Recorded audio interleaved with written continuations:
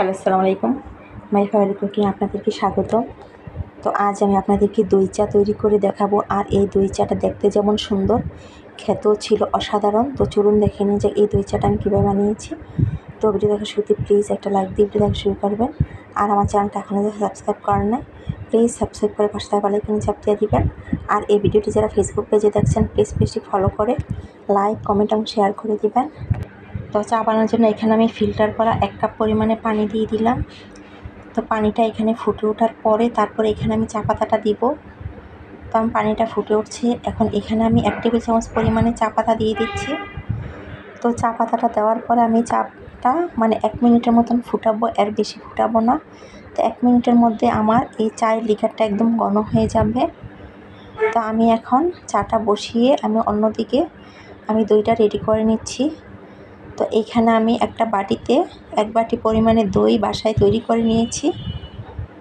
তো এখানে আমার দইটা মিষ্টি দই, আর এটা আমার বাসায় তৈরি করা দই, একদম সুন্দরভাবে জমেছে।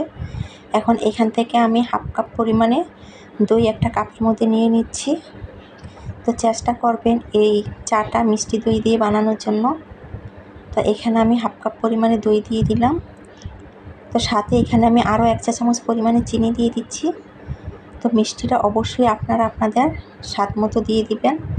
তো চিনিটা দিয়ে দইটার সাথে আমি একদম ভালোভাবে দইটা আমি ফেটিয়ে নিব। তো এটা আমি একদম ভালোভাবে ফেটিয়ে নিচ্ছি। তো এই দইটা আমি একদম স্মুথভাবে ফেটিয়ে নিলাম।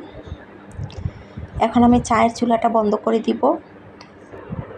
তো আমি চায়ের চুলাটা বন্ধ করে এটা আমি 30 সেকেন্ডের মতন পাতিলের মধ্যে রেখে দিব। 30 সেকেন্ড পরে তারপর আমি এটা দইয়ের মধ্যে আমি ঢেলে নিব।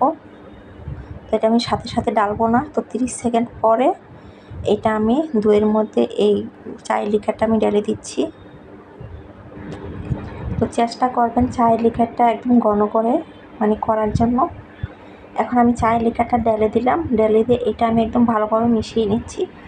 আর যেহেতু এটা আমি দই দিয়ে তৈরি করছি, তাই চাটা অনেক বেশি ঘন হয়েছিল আর খেতেও অনেক বেশি মজার হয়েছিল। তো অবশ্যই আপনারা এটা বাসায় একবার হলে ট্রাই করে দেখতে পারেন যে দই চাটা যে কত বেশি মজার হয়ে থাকে।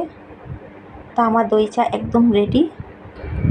তো এই চাটা না বানিয়ে খেলে বুঝবেন না যে কতটা মজার হয়। তো হয়ে গিয়েছে অসাধারণ স্বাদে দই চায়ের রেসিপি। আর এই রেসিপি যদি আপনার ভালো লেগে থাকে, প্লিজ লাইক, কমেন্ট এবং শেয়ার করে দিবেন। সবাই ভালো থাকবেন, সুস্থ থাকবেন। আজ এ পর্যন্তই, আজকের জন্য আল্লাহ হাফেজ।